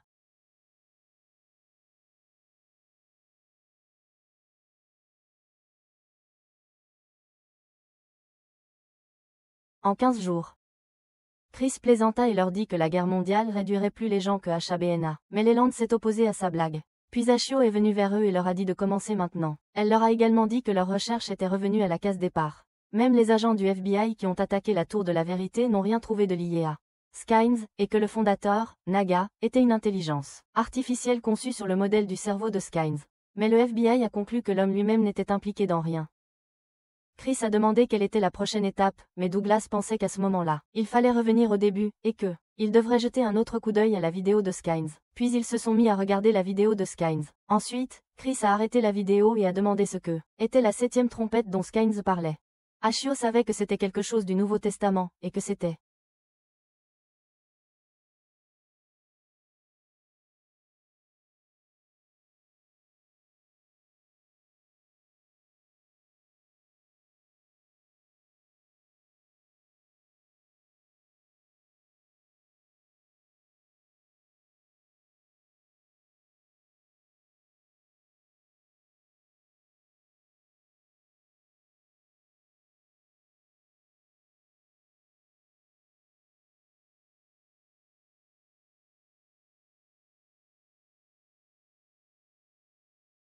Puis Axel a pensé que c'était un numéro de téléphone et l'a recherché sur son téléphone. Ashio a également pensé que cela pourrait être un code, et Elena l'a aussi recherché. Douglas a pensé que cela pourrait être des coordonnées de carte, mais quand Axel a appelé le numéro, il s'est avéré que c'était un magasin, et que ce numéro était faux. Puis Elena a trouvé quelque chose mais ne savait pas non plus ce que cela signifiait. Puis Douglas l'a découvert, et c'était géographique. Des coordonnées, qui est un appareil UMT utilisé fréquemment.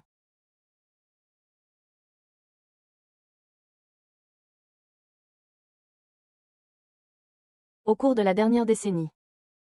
Puis Elena a cherché et découvert que Skin avait acheté des terrains dans tous ces endroits, juste avant qu'ils ne s'enfoncent tous dans la mer. Ashio a demandé la raison de cet achat, mais Axel a suggéré qu'il n'atteindrait rien de cette façon, et leur a proposé de partir en voyage au complexe marin de Skin. Puis nous avons vu le patron de Ashio, qui est en appel vidéo avec elle. Il a demandé à Ashio s'il était possible que Skin se cache dans l'un de ces endroits. Ashio pensait qu'il serait difficile de le trouver là-bas, mais elle était convaincue que il y avait une raison pour laquelle il a acheté toutes ces terres. Mais il y a un problème car ces terres ont disparu à cause du réchauffement climatique. Et ils n'ont pas obtenu beaucoup de preuves. Puis nous sommes passés à Abel, le patron de Ashio, qui est avec Lise en route pour la fête de Rembrandt parce que les œuvres de Rembrandt sont les préférées d'Abel. Et il aime écouter, derrière Lisa, à Apple qu'il est sensible, et que les gens le décrivent comme réaliste, froid, et il croit que tu es une intelligence artificielle et non un humain, ce qui a conduit à la surprise d'Apple car c'était la première fois qu'il entendait cela. Après leur arrivée, Lisa a dit à Apple de ne pas laisser ses émotions tuer sa carrière. Mais il n'est pas nécessaire de rappeler à Apple car il n'a pas oublié. Ensuite, nous sommes passés à Elena et I qui essayaient de faire le lien entre l'île et l'emplacement de Skin. Puis nous avons suivi Douglas, qui se rendait sur l'une des terres privées de Skin. Puis la voiture de Douglas est tombée en panne. Il a rencontré des gens et a communiqué avec eux en langue des signes. Ensuite, nous sommes retournés à Elena, qui a réussi à atteindre quelque chose d'important. Puis nous avons suivi Axel, qui poursuit son voyage. Et est arrivé au port où il a loué un bateau pour naviguer. Ensuite, nous sommes retournés à Elena, qui a préparé des boissons et des encas. Elle est également devenue un moment de détente. Puis nous avons déménagé à Leland, et il veut aussi louer un yacht pour naviguer dans sa ville. Ensuite, nous sommes passés à Chris après qu'elle a également demandé un yacht pour naviguer sur l'île qui lui avait été assignée. Puis nous sommes passés à Elena, et elle a pris conscience de chacun des 4 individus. Et ils sont à leur emplacement, et tout le monde a commencé à se déplacer vers leur emplacement désigné, et ils se sont informés mutuellement. Puis Leland a commencé à demander si la fête de Lazarus serait dissoute après avoir trouvé Skin et qu'ils se sentiraient tristes lorsque cela arriverait. Puis ils ont plongé dans les terres privées de Skin après qu'elles ont été inondées pour chercher des preuves pour atteindre Skin. Puis Chris a commencé à croire que Skin voulait qu'il voie la nature sous un autre angle. Puis nous sommes passés à Axel, et quand il est monté sur son bateau privé, il a découvert que le conducteur du bateau était blessé, et Axel lui a demandé ce qu'il avait blessé. Le conducteur lui a dit que cette blessure venait des poissons quand il voulait en attraper un. Mais il ne ressent pas la douleur car il a été créé avec une insensibilité congénitale. Et ce n'est pas seulement lui, mais tout le monde ici. Et Axel a découvert qu'il n'avait pas pris apnea non plus. Puis Axel a répandu cette nouvelle sur le bateau à ses collègues, et leur a dit que le conducteur se souvenait de Skin lorsqu'il est venu visiter la ville quand il était jeune. Et le conducteur leur a dit qu'il n'avait pas d'argent, et à ce moment-là, Monsieur Skin leur a acheté l'île, et ils avaient assez d'argent et aussi une nouvelle vie. Puis Douglas a demandé à Elena de suivre l'argent qui avait été dépensé pour le reste des terres, ce qui a conduit à la colère de Douglas car il ne peut pas comprendre Skin. Ensuite, nous sommes passés à Asho et Apple lui a dit que Rembrandt était appelé le maître de la lumière parce qu'il était peintre, et qu'il connaissait la vérité des choses, et cela dépend de la façon dont elles sont éclairées, mais Asho ne se souciait pas de cela, et voulait savoir ce qu'Apple voulait d'elle, et lui parler de cela. Puis il s'est excusé auprès d'elle parce qu'il connaît ses sentiments envers Skin, et qu'il considère qu'il a exploité cela, mais personne n'a forcé Asho à le faire. Et elle lui a dit de ne pas s'inquiéter pour elle, et qu'elle avait pris la décision. Mais qu'elle voulait des réponses à de nombreuses questions. Puis Apple lui a dit qu'en ce qui concerne la prison en Arizona, l'armée a commencé à enquêter sur l'affaire. Asho a demandé, tu veux dire Axel? Apple lui a répondu, bien sûr, en plus de l'incident de l'aéroport de Schiphol, mais Asho croyait qu'Axel était capable de tout révéler. Ensuite, nous sommes passés à Elena, et elle leur a dit que Skin avait visité cette ville il y a 15 ans, dans le cadre d'une campagne de collecte de fonds, et les mêmes étapes dans les autres îles, et qu'il avait acheté les terres et donné beaucoup d'argent aux résidents, afin qu'ils puissent commencer une nouvelle vie ailleurs. Ensuite, Douglas croyait que la raison, qui est l'insensibilité congénitale à la douleur, était l'origine du médicament apnea, et il a demandé à Elena si elle savait où les gènes donnés étaient étudiés. Elena lui a dit à l'Institut Egg, mais cet endroit a été fermé après l'incident apnea. Mais Elena essaiera de trouver les noms de ceux qui ont travaillé à cet endroit pendant la même période. Ensuite, nous passons à Axel, et il se demande si Naga savait ce que Skin faisait sur des îles, et qu'il considérait Skin comme un père. Ensuite, nous passons à Leland, et il a dit qu'ils avaient l'impression de vivre la vie de Skin, au sein de l'agence en le cherchant, et Axel s'attendait à ce que Skin veuille qu'il fasse exactement cela, ce qui est leur ressenti de ce qu'il ressentait en suivant ses traces. Et Douglas pensait qu'il dansait encore dans la main de Skin. Ensuite, nous passons à Apple et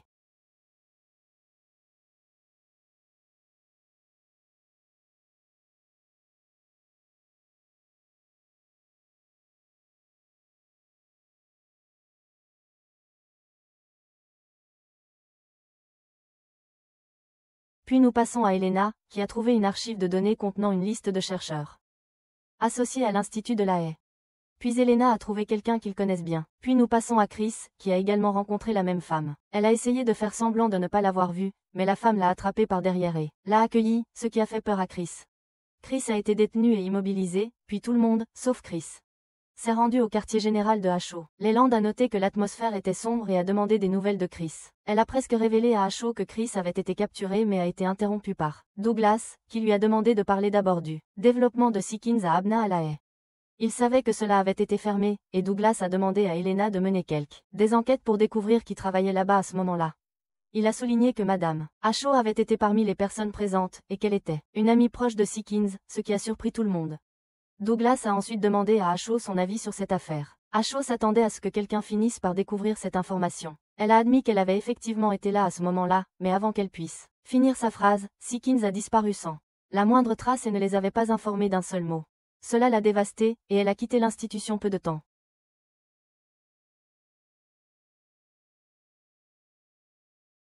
après, et ils n'ont pas réussi à déterminer sa structure moléculaire, ce qui était le pire. Douglas a alors demandé à Ashaw avec qui elle travaillait maintenant. Ashaw a parié que Douglas pouvait deviner la réponse à sa question, et Douglas a confirmé qu'elle travaillait avec certaines équipes privées importantes sous la NSA.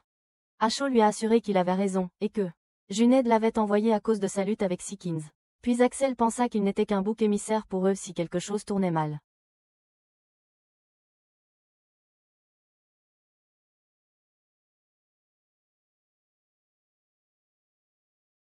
Chris lui informa alors qu'il faisait très froid, qu'elle sentait l'huile, et qu'elle entendait des mouettes, ce qui indiquait qu'elle était sur une plateforme pétrolière dans l'Arctique. Cela impressionna l'homme, qui s'approcha d'elle et la gifla parce qu'elle était l'une d'entre eux, et était maintenant une traîtresse méritant la mort. Il lui a asséné plusieurs coups, puis le patron est intervenu, et lui a ordonné d'arrêter, en demandant ce qu'il faisait. L'homme lui a dit qu'elle essayait de s'échapper. Après que le leader se soit approché de Chris, elle lui a dit qu'elle était contente qu'elle soit encore en vie, et s'est présentée comme Inga. Elle a également dit à Chris qu'elle avait attendu longtemps pour la tuer de ses propres mains. Nous sommes ensuite retournés au quartier général de Ashaw, et Helena a localisé Chris qui se trouvait dans l'Arctique. Ashaw a supposé qu'elle était là parce que la plateforme pétrolière faisait partie d'un réseau d'espionnage russe, et servait de l'un de leurs refuges. Douglas a expliqué qu'elle avait été capturée par des agents russes, et Ashaw croyait que si Chris restait déconnecté pendant 3 jours, son bracelet l'accepterait automatiquement.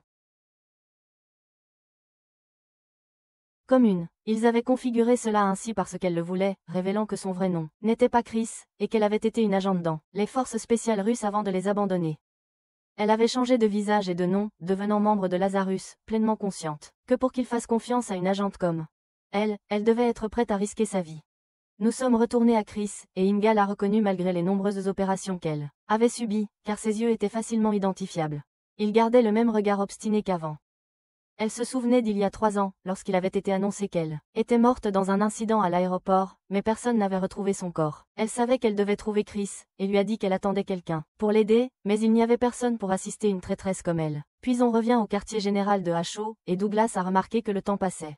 Une journée entière s'était écoulée sans aucune action. Axel a estimé qu'il devrait ramener Chris avant qu'il ne soit trop tard, mais Ashaw s'y est opposé, disant qu'il rencontrerait des agents russes, et que Chris les aurait peut-être trahis. Douglas a demandé à Ashaw si elle voulait qu'ils abandonnent Chris. Axel s'est ensuite dirigé vers Chris, et les autres l'ont immédiatement suivi, laissant Ashaw derrière. Nous revenons à Chris où elle a assuré Inga qu'elle ne savait pas où se trouvait Seekins, et l'a informé que toutes les agences du monde le recherchaient. Le garde Sergei a ensuite demandé à Inga de sortir. Quand elles sont sorties, Sergei a demandé à Inga de se signaler pour qu'il puisse la ramener chez elle, mais Inga a refusé, déclarant qu'elle s'occuperait de Chris ici pour éviter de compliquer les choses. Inga a ensuite reçu un appel et est partie, mais Sergei est revenu pour confronter Chris. Chris a provoqué Sergei depuis qu'il avait été réprimandé par Inga, ce qui l'a mis en colère et l'a conduit à attaquer Chris et à la frapper. Nous avons ensuite transitionné vers le reste de l'équipe de Chris à l'aéroport, mais les vols vers la destination de Chris ont été annulés en raison de la météo, et toutes les routes étaient fermées. Douglas a reçu un appel de Ashaw, qui leur a demandé de rester sur place et l'a informé qu'un avion serait envoyé pour les récupérer dès que possible. Elle avait contacté le gouvernement norvégien car ils avaient une installation à Nylund, permettant à Helena d'utiliser ses compétences en informatique. Douglas lui a assuré qu'ils étaient prêts à décoller, et Ashaw les a informés qu'ils seraient en dehors du protocole officiel. Elle ne voulait pas perdre Chris plus qu'elle ne l'avait déjà fait. Puis nous sommes retournés vers Chris, où Sergei lui a éclaboussé de l'eau, pour la réveiller et la réprimander à nouveau, exigeant de l'obéissance. Chris l'a de nouveau provoqué, le critiquant pour avoir frappé une femme attachée à une chaise, ce qui a rendu Sergei furieux une fois de plus. Puis un avion a transporté Douglas et le reste, tandis que Douglas a commencé à surveiller la zone à distance. Douglas croyait qu'Helena ne pouvait pas atteindre l'endroit, mais elle l'a informé que la plateforme pétrolière n'avait pas de communications externes. Ils étaient tous connectés en interne, donc une fois que cela était allumé, elle pourrait les atteindre. Puis nous nous sommes tournés vers Axel et Leland, qui étaient très proches de la plateforme pétrolière. Et tout le monde a commencé à se préparer. Nous sommes revenus à Chris, où Jersey lui a dit qu'il ne se laisserait pas berner par ses paroles et ne la détacherait pas. Chris a répondu que ça lui allait, précisant qu'il était intelligent, ce qui a de nouveau énervé Jersey, qui l'a alors attaqué. Jersey l'a jeté au sol, ce qui a desserré ses liens. Soudain, un drone est apparu parmi les oiseaux, surveillant la plateforme pétrolière appartenant à Leland. Leland informa Axel du nombre de gardes présents, et qu'ils étaient tous armés. Nous nous sommes ensuite tournés vers Axel alors qu'il se dirigeait vers la plateforme pétrolière. À leur arrivée, Douglas était prêt à les rejoindre également. Axel entra sur la plateforme, et Elena le guida à distance jusqu'à ce qu'il atteigne la salle réseau pour se connecter avec eux depuis l'extérieur. Il remarqua qu'un des gardes de la plateforme vit un navire s'approcher et alerta Inga, ce qui la poussa à se diriger vers lui. Axel réussit à entrer dans la salle de contrôle, puis nous passâmes à Jersey, qui continua d'agresser Chris, lui disant que la patrie ne savait pas encore qu'il l'avait éliminé, ce qui aurait prolongé son existence. Inga a dit qu'elle voulait s'en occuper elle-même. Jersey a dégainé son arme et lui a dit que tout pouvait arriver lorsqu'on interroge des traîtres comme elle, mais il s'est arrêté en entendant un son de cloche venant du vaisseau et a réalisé qu'un grand navire s'approchait d'eux, mettant tout le monde en alerte. Jersey leur a alors ordonné de partir, mais un des gardes a dit à Jersey qu'Inga voulait qu'elle reste vivante. Il le savait, n'est-ce pas, mais il a eu peur du regard de Jersey et est parti. Puis Axel a réussi à faire passer son bracelet dans la salle de contrôle. Et nous sommes passés à Elena, qui a instantanément piraté le réseau. Puis le navire a percuté la plateforme pétrolière, provoquant une énorme explosion. Douglas s'est également approché du navire avec son arme, pendant qu'Inga répartissait les gardes à leur poste. Chris a frappé Jersey.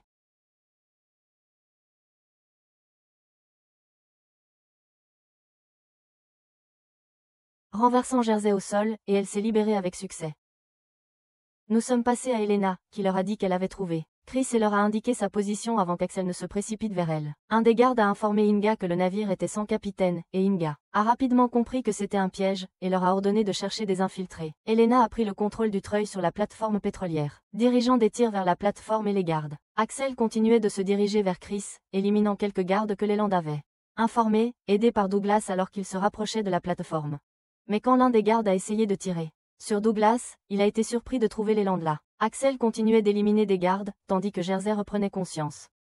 Et voyait Axel jurant de le rejoindre par l'autre direction. Il a lancé une attaque surprise sur Axel, et quand Leland a vu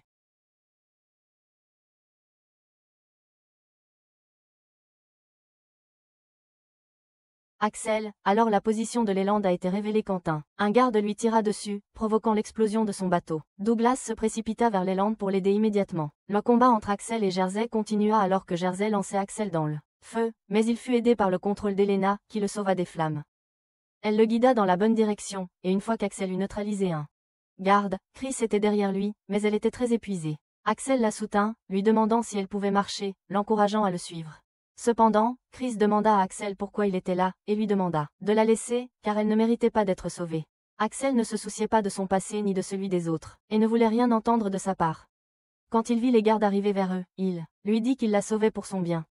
Puis la plateforme pétrolière explosa complètement, et Axel dit à Chris de rester là jusqu'à son retour après avoir réglé le cas des gardes. Inga s'approcha de Chris, déclarant que pendant les 3 dernières années, elle n'avait pensé à rien d'autre et avait attendu ce moment pour la tuer. Chris accepta de lui tirer dessus puisqu'elle avait toujours été prête à mourir de la main d'Inga. Mais Inga ne pouvait se résoudre à croire Chris, la considérant comme une traîtresse. Chris, quand elle vit Inga après 3 ans, ne pouvait bouger, se souvenant de leur rencontre après qu'elle ait changé son apparence et son nom, mais elle ne pouvait pas changer son cœur. Puis Inga lui a demandé pourquoi elle avait disparu et l'avait laissée derrière. Puis elle a dit à Chris que lorsqu'elle était à l'aéroport dans le passé, son cœur s'était arrêté, et elle avait été déclarée morte, mais elle a survécu. Elle a pensé à faire croire à tout le monde qu'elle était morte, et grâce à cela, elle pourrait échapper à l'agence. Si elle avait échappé, ils auraient tué Angela, donc elle devait être morte. Elle se souvenait aussi quand elles étaient de proches amies et elle avait demandé à Angela de s'enfuir. Mais Angela n'était pas d'accord. Puis elle retourna à son présent et dit à Angela qu'elle ne renoncerait pas à sa mort cette fois.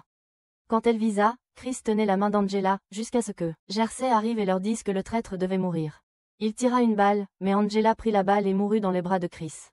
Puis Axel alla vers Chris, la prit, et sauta dans l'eau avant qu'il ne puisse mourir à cause des explosions et de la plateforme qui s'effondrait sur eux. Il essaya de nager vers la surface, mais il trouva cela difficile. Puis Douglas s'approcha pour le sauver, mais Axel utilisa son esprit et réussit à sortir de l'eau avec aisance, ce qui étonna tout le monde. Tout le monde a été sauvé, menant au bonheur de Hacho et Elena.